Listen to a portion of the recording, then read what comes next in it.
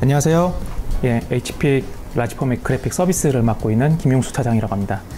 오늘은 모든 분들이 잘 알고 계시는 컬러에 대해서 이야기하려고 하는데요. 컬러는 다들 알고 계시지만 그래도 설명하기에는 조금 어려운 부분이 사실입니다. 그 부분에 대해서 오늘 좀 알아보려고 합니다. 우선 가장 컬러를 대할 때 많이 받는 질문 또는 궁금사항들을 간단하게 요약을 해봤는데요. 색은 어떻게 보이고 왜 내가 원하는 색깔 또는 고객이 요청하는 색깔과 실제 출력하는 색깔이 다른 건지, 그리고 모니터와 출력물 색상이 다른 이유가 뭔지, 그리고 또 이런 컬러를 어떻게 일관성 있게 가져가느냐, 여러 가지 질문들을 실제 시장이나 아니면 고객들 만나고 유저들을 만나면은 받는 그런 내용들이거든요. 가장 기본적인 게 컬러가 어떻게 우리 눈에 들어오는지를 알아야 되거든요. 기본적으로 빛과 사물의 반응으로 우리 눈이 색깔을 인식할 수 있다는 거죠. 이 부분에 개인적인 편차가 있는 게 바로 저희가 흔히 알고 있는 색맹 또는 색약 이런 부분인데, 기본적으로 이렇게 그림과 같이 이제 빛이 반사가 돼서 우리 눈에 어떻게 보이는지에 따라서 색깔이 인식되는 거죠. 그래서 햇볕에 볼 때와 형광등에 볼 때가 약간 색이 다르게 보이는 그런 것도 이런 원리라고 볼 수 있는 거죠. 저희가 출력 장비를 쓰게 되면 기본이 4색 잉크가 들어갑니다. CMYK. 그리고 모니터와 같은 빛으로 표현하는 그런 장비들을 볼 때는 RGB, 빛의 삼원색이라고 보통 저희가 많이 얘기를 하죠. 기본적으로 모니터 같은 경우는 저희가 흔히 입력 장치라고 합니다. 비추니까 출력 장치 아니냐 그렇게 말씀하시는데, 그럴 수도 있지만 저희가 색을 만들어내고 실제적으로 출력물이라는 게 만들어내기 위해서 필요한 부분이기 때문에 보통은 입력 장치라고 많이 부르고요. 입력 장치에서 RGB 색의 삼원색을 많이 쓰고, 그림에 보시면 색의 삼원색이 모이면 결과적으로 가운데는 순수한 백색이 나옵니다. 그리고 이제 밑에 보시면 CMYK가 있는데, K는 잠깐 빼고 보셔야 돼요. CMY를 섞게 되면은 이론적으로는 이렇게 가운데 이제 검은색이 이제 교집합으로 만들어지게 되는데, 이 검은색이 사실 순수한 검은색은 아니에요. 빛과 같은 경우에는 빛이 섞이면서 순수한 하얀색을 만들어낼 수가 있지만, 실제 저희가 쓰고 있는 잉크, 토너 가루 같은 것들은 그 입자나 여러 가지 현실적인 조건 때문에 순수한 블랙이 나올 수가 없어요. 그렇기 때문에 그런 순수한 블랙을 표현하기 위해 별도의 블랙을 집어넣어서 보통은 CMYK를 사용하게 되고요. 사실상 밑에 보시는 4가지 색깔이 실제 우리가 화이트 배경의 색상을 표현할 때 쓰이는 4가지 색깔이라고 보시면 되겠죠.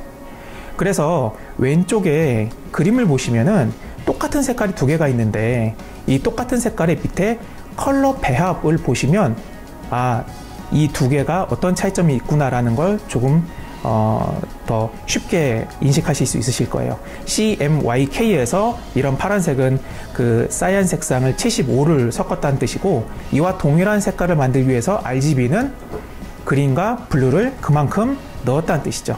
그렇게 되면 동일한 색상이 나온다는 얘기니까요. 기본적인 색상에 대한 이해를 하시고 보셔야 색을 맞추실 수가 있어요.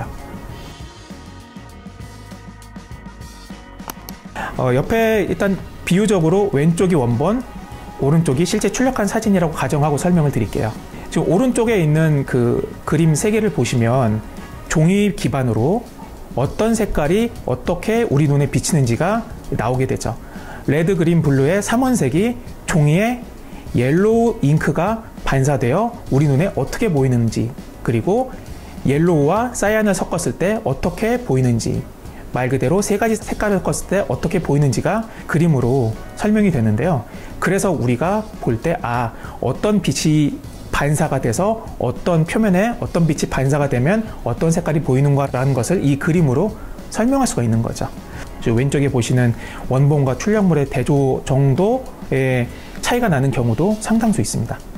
자, 그러면 지금까지 RGB라는 빛을 이용해서 우리가 눈으로 색상을 확인할 수 있었고, 그런데 실제 저희가 가지고 있는 실물은 인쇄되어 있는 컬러 출력물이 대부분이기 때문에 그 대부분과 실제 빛 간에 어떤 상관관계가 있고 또 어떻게 맞출 수 있는지에 대해서 좀 한 번 더 보여드릴 자료가 있습니다. 여기 보시면 화면에 CMYK와 RGB가 LAB라는 생소한 이런 기준으로 매핑되어 있는 걸 보실 수 있어요. CMYK와 RGB는 전부 CMYK가 얼마씩 섞였는지, RGB가 얼마나 섞였는지가 나와 있는 그 수치를 얘기하는 거고요. 옆에 있는 LAB는 보시면 알겠지만 다 똑같은 숫자일 겁니다. 그러면 중간에 있는 이 LAB라는 기준을 통해서 저희가 색상의 일치를 만들어낼 수가 있는 거죠. 이런 기준이 없다면 사실상 이 서로 다른 표준을 하나로 비슷한 색깔을 만들어내기가 좀 더 어렵겠죠. 자, 지금 그림이 굉장히 많은데 이 그림을 좀 하나하나 말씀을 드릴게요.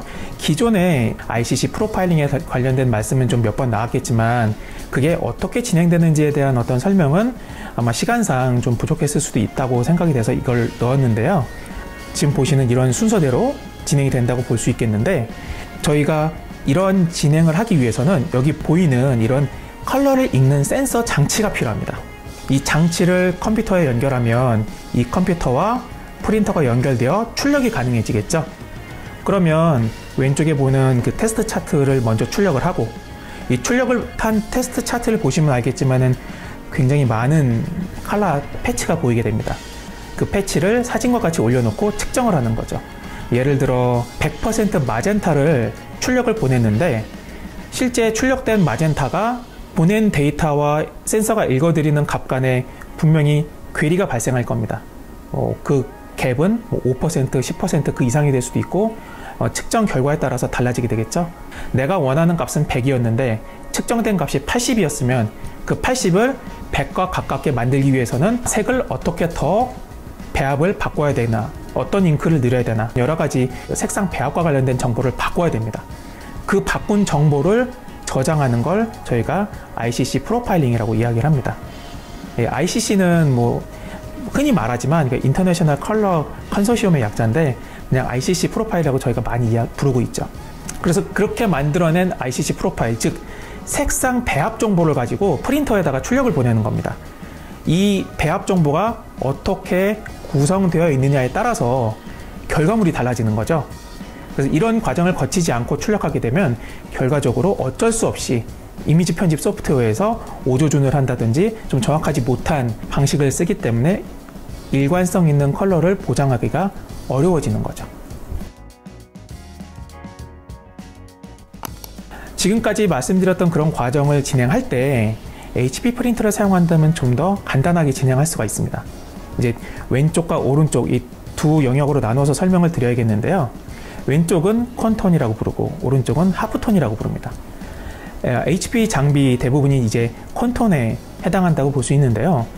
이제 콘톤 같은 경우에는 화이트에서 블랙을 아우르는 이런 연속적인 톤의 영역이라고 보통은 저희가 이 단어적인 뜻을 표현하자면 그런데, 실제 그 라텍스 장비나 이런 저희 장비를 보유하고 계신 분들께서는 느끼시겠지만 출력할 때 캐리지가 움직이면서 출력하는 이미지가 좀 다릅니다. 약간 스프레이로 뿌리면서 이미지를 완성하는 그런 느낌이 들어요. 그 옆에 있는 하프톤 장비는 HP에서도 예전에는 UV 장비를 생산했지만 UV와 솔벤트와 같은 장비들이 이제 하프톤 장비라고 할 수 있습니다. 하프톤은 이제 정말 말 그대로 망점이죠. 망점을 토대로 이루어지기 때문에 출력할 때 아주 또렷한 줄이 한 줄 한 줄 한 줄 이렇게 그어지는 것을 보실 수 있습니다. 그래서 이 두 가지 방식에 대한 좀 차이점을 좀 말씀드리고자 해요. 간단하게 봐도 왼쪽에 있는 콘톤이 훨씬 더 간단해 보이죠? 세 가지 단계밖에 없으니까요. 그 세 가지 단계 중에서 심지어 마지막 ICC 프로파일링에 사용되는 I1 센서는 제품에 따라 물론 다릅니다. 근데 대부분 라텍스가 포함되어 있는 저희 프로덕션 장비에는, 고급 장비에는 I1 프로파일러 센서가 내장되어 있어요. 그 내장된 센서를 이용하셔도 프로파일링을 하실 수가 있습니다. 단 조명용 소재는 별도의 외장 컬러 센서가 필요하다는 점, 그 점은 잊지 않으셔야 되고요. 이 부분의 그 차이점에 대해서 좀 더 간단히 말씀드리자면, 잉크량, 컬러 교정, ICC 프로파일링 이 세 가지로 나눠서 말씀드릴 수가 있어요. 잉크량하고 컬러 보정은 프린터에서 직접 컨트롤이 가능하고, 오직 ICC 프로파일링 관련된 부분만 립에서 진행해 주시면 됩니다. 그리고 하프톤 장비는 이 모든 것들이 프린터가 아닌 립에서 이루어집니다. 그렇기 때문에 프린터 자체 컨디션이라든지 아니면은 프린터의 어떤 조작으로 인해서 무언가 좀 틀어질 수도 있는 여건도 없지 않아 있고요. 모든 단계를 립 소프트웨어에서 진행하기 때문에 단계별로 이제 사용자의 경험이나 스킬도 상당한 영향을 미칠 수가 있습니다. 그렇기 때문에 꾸준하게 일관된 색상을 계속 유지하는 데 있어서는 상당한 노력과 그리고 스킬이 필요할 수가 있다. 말씀드릴 수 있죠. HP는 그 부분을 좀 더 간단하게 쉽게 만들었다는 뜻으로 이 슬라이드를 준비했습니다. 라텍스 프린터를 쓰시는 유저분들은 프로파일에서 잉크량을 올리고 내릴 수 있다는 걸 아실 거예요. 예를 들어서 뭐 8패스에서 잉크량을 뭐 160으로 놓는다든지 230을 놓는다든지 그런 식으로 잉크량 자체를 바꿈으로써 내가 이미지의 컬러 교정을 하지 않고도 좀 더 진한 색감을 표현할 수 있다 라는 정도만 이제 알고 계시는 경우가 많은데, 물론 그것도 가능은 합니다만 그 전에 연결되어 있는 립에서 그와 기반된 컬러 프로파일링을 하신다면은 좀 더 그 부분을 완벽하게 이용하실 수 있게 되실 거예요. 지금 보이시는 그 1번부터 5번까지를 다 거쳐야지만 원하는 뭐 색감을 좀 더 구현할 수 있는데, 그 라텍스 장비, 특히나 HP 장비 같은 경우에는 이런 그 콘톤 장비에서 제공하는 이점을 충분히 활용해서 보다 간단하게 그런 부분들을 구현하고 활용하실 수 있다. 과연 그러면 어떻게 일관성 있는 컬러를 우리가 표현하고 관리할 수 있는지 그 부분을 좀 말씀드리려고 합니다. 기본적으로 화면에 보시면 데이 0, 데이 1, 그리고 데이 N으로 나와 있는데, 이게 처음 찍은 것, 그 다음날 찍은 것, 그리고 어느 날짜 이후에 찍은 것. 저희가 보통 작업을 하면 뭐 재출력을 해도 많이 들어오고, 아니면은 잊고 있었다가 다시 한번 출력해 주십시오 이런 경우도 상당히 많이 있는데요. 그때마다 이제 가끔 예전에 뽑았던 색깔이 아닌데요 라고 하는 뭐 여러 가지 요청을 받는 경우가 있죠. 이런 경우에 어떻게 예전과 똑같은 색깔을 표현할 수 있느냐, 그 부분에 대해서 말씀을 좀 드리려고 하는데, 여기에 이미 답이 있습니다. 헤드 상태와 잉크 분사량입니다. 우선 이 디지털 프린팅 같은 경우에는 잉크를 붓는 게 아니라 잉크 드롭을 떨어뜨려서 그 떨어뜨린 드롭들이 모여서 색상을 표현하게 되는 거거든요. 그러다 보니 드롭 자체가 굉장히 중요합니다. 저희가 노즐 체크를 할 때 노즐이 하나도 막히지 않았는데, 근데 내가 알고 있는 예전 색감이 안 나오는 경우가 있습니다. 그 이유가 이제 뒤에 나오는데, 그런 것들을 바로 이제 지금부터 말하는 컬러 보정과 헤드 상태에 관련된 내용을 숙지함으로써 해결할 수가 있게 되는 거죠. 그 여기 보시면 컬러 보정이 되지 않았을 때 색감을 한번 보십시오. 이 위에 있는 색보다 아무래도 뭔가 부족한 색감이 느껴지시죠? 네, 이런 부족한 색감들이 바로 이 출력하는 프린터의 현재 그 헤드 교정 내지는 노즐의 상태에 따라서 많이 달라질 수 있다는 겁니다. 이제 프린터의 컬러 보정이라고 하는 건데, 이건 HP 프린터에서만 저희 라텍스에서 이제 제공하고 있는 옵션인데요. 클로즈드 루프 컬러 칼리브레이션을 저희가 흔히 그냥 짧게 CLC라고 불러요. 컬러 보정 또는 CLC, 컬러 칼리브레이션. 자, 보시면 지금 제가 레이저 포인터로 가리키고 있는 이 부분, 이 영역을 출력을 합니다. 그리고 이 출력된 부분을 오른쪽에 보이는 센서, 컬러 센서로 이 부분을 하나하나 측정을 합니다. 왜 측정을 하느냐? 자, 아래쪽에 보시면 노즐 상태에 대한 그 그림이 나와 있습니다. 일단 첫 번째가 헤드를 처음 설치하고 장비를 처음 설치했을 때의 완벽한 상태입니다. 100% 컨디션이죠. 그 바로 옆이 어떤 거냐? 어느 정도 사용하고 기간이 지났을 때의 노즐 컨디션입니다. 이 노즐 컨디션에 보시면 전부 출력은 돼 있어요. 그런데 어떤 노즐들은 굉장히 드롭 사이즈가 작게 변했고, 어떤 것들은 그대로 유지가 돼 있습니다. 그러면 이런 상태에서 저희가 노즐 체크를 하게 되면은 노즐이 막히지가 않은 상태로 확인이 돼요. 그러면 나는 장비에 문제가 없는데 왜 색이 이상하지? 라는 물음표를 계속 가질 수밖에 없는 거죠. 실제 이와 같이 사용하다 보면은 노즐의 노화로 인해서 잉크의 실제 방출량이 줄어들 수 있습니다. 그렇게 되면은 전체 잉크량이 예전에 100이었다면 지금은 전체 노즐 1000개 중에 200개의 노즐이 80%밖에 방출을 못한다. 그러면 그만큼의 방출 못하는 잉크량만큼 색감은 변하는 거죠. 그래서 밴딩이라든지 노즐이 막힌 증상이 없음에도 불구하고 노즐이 얇아져서 색감이 변하는 문제가 발생할 수 있는데, 바로 그 부분을 측정해서 원래 값과 측정 값 간의 서로 갭을 계산하고 지금 오른쪽에 보이는 이 사진과 같이 좀 더 파워를 인가해서 잉크 방출량을 늘리는 거죠. 그래서 그 부분을 보상해서 이와 같이 처음과 유사한 컨디션으로 다시 되돌려주는 프로세싱을 진행하게 되는데, 이걸 저희가 컬러 칼리브레이션, CLC라고 부릅니다. 이런 절차를 이 프린터에서 알려줍니다. 많이 뽑아야 되는, 그 큰 작업을 출력해야 되는 경우에는 한번 미리 해주시는 것도 나쁘지 않습니다. 또는 헤드를 다 교체한 이후에 한 번 더 해주시는 것도 바람직합니다. 네, 이런 기술을 이용해서 좀 더 프린트 헤드의 컨디션을 최상에 가깝게 오랫동안 유지하게 된다면 색상의 일관성을 더 쉽게 유지할 수 있게 되겠죠. 실제 저희 제품들은 모두 이제 써멀 헤드이기 때문에 써멀 헤드 이 자체가 교체가 필요합니다. 교체가 되면서 새 헤드가 되는 그 주기 중간에 이런 CLC를 해주게 되면 좀 더 오랫동안 중간중간 좋은 컨디션을 유지할 수가 있게 되겠죠. 자, 그리고 한 가지 더 추가로 일관성에 관련된 좋은 정보인데요. 예열을 거치게 되면 아무래도 가지고 있는 능력을 충분히 발휘할 수 있는 그런 부분들을 우리가 흔히 볼 수 있는데, 마찬가지입니다.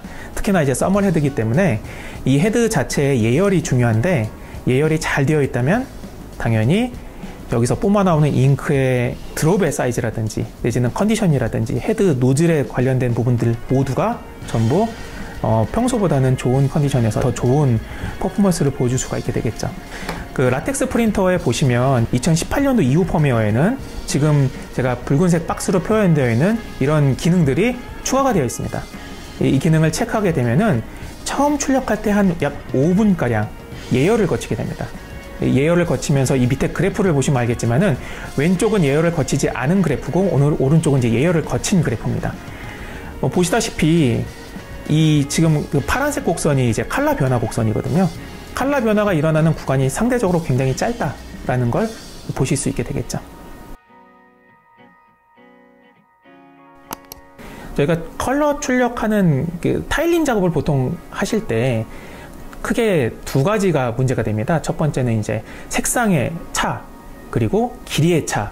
보통 길이 차 같은 경우에는 이제 텐션이라든지 온도라든지 세팅 값을 조절하고 그 소재가 얼마나 민감한, 장력과 온도에 얼마나 민감한 소재냐에 따라서 그 설정을 바꿔주셔야 되지만, 오늘은 컬러와 관련된 부분을 말씀드리는 시간이니까 일단 컬러 부분만 먼저 말씀을 드릴게요. 캐리지로 움직이면서 잉크를 뿌리는 잉크젯 프린터들 같은 경우에는 특히나 일반적인 좀 진한 색상은 그래도 큰 문제가 없는데, 약간 회색 내지는 연한 색상에서는 그 처음 시작과 끝의 잉크 농도가 아주 미세하게 달라 보일 수 있습니다.